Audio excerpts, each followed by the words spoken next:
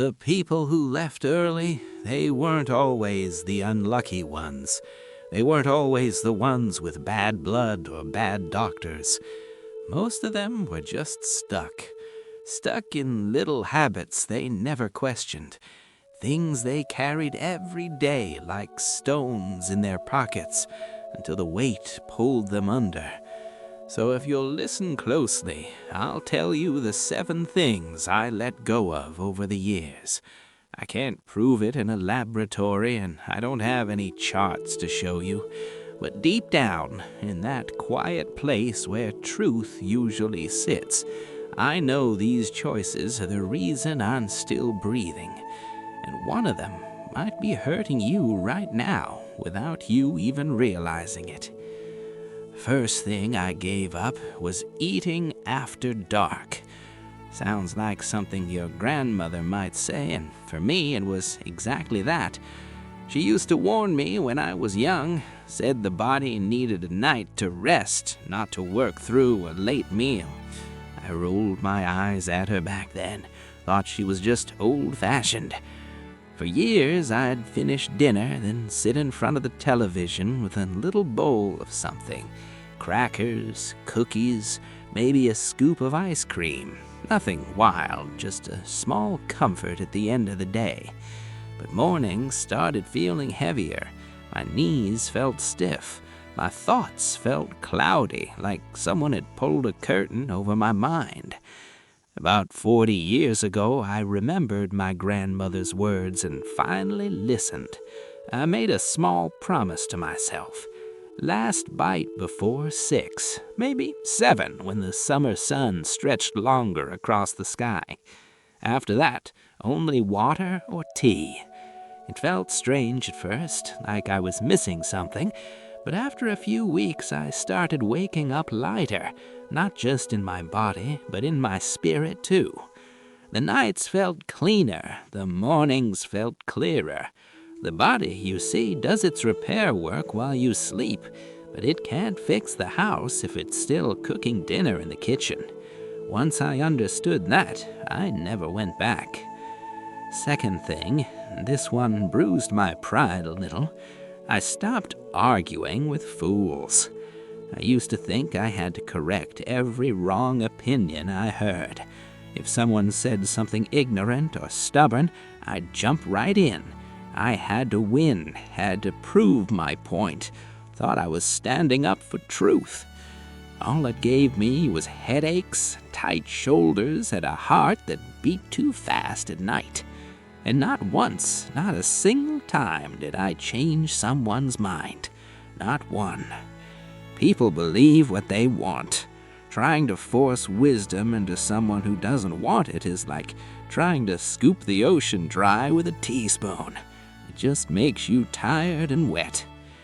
Now, when someone says something that would have once set me off, I just nod, maybe smile a little, then I let it pass like a cloud. That isn't surrender, that's self-respect. Peace is a form of wealth, and you ought to guard it the same way you'd guard your last dollar.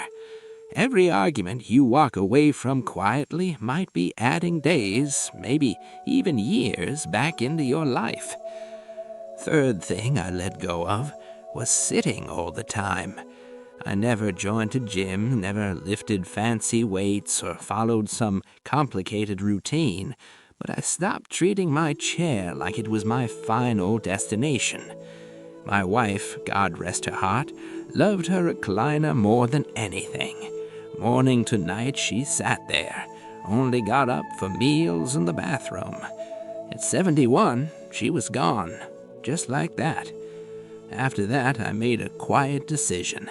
I'd keep moving even if it was just small things. I'd walk to the mailbox, wander through the garden, stand while talking on the phone, fix little things around the house instead of putting them off. The body is like a little stream. As long as the water keeps flowing, it stays clear. But when it sits still too long, it turns murky, starts to stink, starts to die. Doesn't matter if you're 30 or 80, if you sit more than you move, time starts slipping away faster than it needs to. Fourth thing, and this one took me years to understand, I stopped carrying grudges. I had a younger brother once. His name was Daniel. He hurt me in a way that cut deep, the kind of wound that doesn't show on the skin but stays alive in your chest.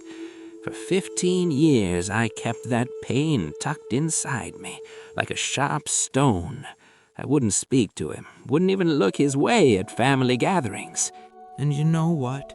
He kept living his life just fine. Slept peacefully, laughed, moved on. The only one suffering was me. One afternoon, after all those years, I picked up the phone. My hands were shaking. I told him I forgave him. That was it. No long speech, no drama, just those simple words. He cried, I cried, and something inside me loosened, like a tight knot finally slipping free. I felt lighter, like I'd taken off a heavy coat I didn't realize I was wearing. That bitterness you hold on to, it doesn't punish the other person. It poisons you slowly. Doctors have big words for it. Stress hormones and inflammation, all that. I just call it a slow, quiet kind of death. Your body can't mend what your heart refuses to release. Fifth thing I walked away from was the evening news before bed. Those broadcasts are built on fear. That's what keeps people watching. Crimes, disasters, shouting politicians. Night after night, I'd fill my head with all that noise, then lie down expecting peaceful sleep. Didn't work that way. My mind would chew on those stories like a dog with a bone. I'd wake up tense, like I'd been running all night. So I changed my evenings. Television off by 5. Instead, I'd read a few pages of something gentle, say a quiet prayer, sit on the porch and listen to the birds settling into the trees. Now sleep comes easy. 8 hours most nights. The mind is like a garden. Whatever seeds you plant before bedtime are the ones that grow in the dark. Better to plant calm than chaos. Sixth thing, I stopped trying to make everyone happy. For most of my life, I was the man who never said no. Church needed help, I was there. Family needed money, I found a way. Neighbor wanted to talk for hours, I'd pull up a chair. On the outside, I looked generous. On the inside, I felt worn down, bitter, stretched so thin there was hardly anything left of me. Saying yes to everyone else meant saying no to my own rest, my own peace, my own life. And that kind of living slowly drains the color out of your days. Now, when I need to, I say no, gently, kindly, but firmly. I protect my time like it's something precious, because it is. The people who truly care about you will understand, and the ones who don't, well, most of them were just taking more than they were giving anyway. And the seventh thing, maybe the most important one of all, I stopped waiting to start living. When I was young, happiness always seemed to be somewhere ahead of me. After school, after marriage, after the kids grew up, after retirement, always after something. But life doesn't pause while you wait for the perfect moment. It keeps moving, and if you're not careful, it moves right past you. My wife and I talked about visiting California for 30 years. We finally planned it, bought the tickets. She passed away 3 months before we were supposed to leave. My best friend and I dreamed of sitting on the beach together once we both retired. He never got that chance. So listen carefully. If there's something in your heart you want to do, don't push it down the road. Tell people you love them while you still can. Take the trip, wear the good clothes, eat the nice meal, sit in the sun a little longer. Tomorrow is a promise nobody has ever been given. So that's it. 7 things I laid down over the years. I stopped eating late, stopped fighting with people who didn't want to understand, stopped sitting my life away, stopped feeding old grudges, stopped filling my head with fear at night, stopped trying to please everyone, and I stopped waiting for life to begin. None of it is complicated, but simple things are often the hardest to do because they ask you to change, and change feels uncomfortable. I've watched too many people leave this world sooner than they should have, not because fate was cruel, but because they held on to habits that quietly stole their time.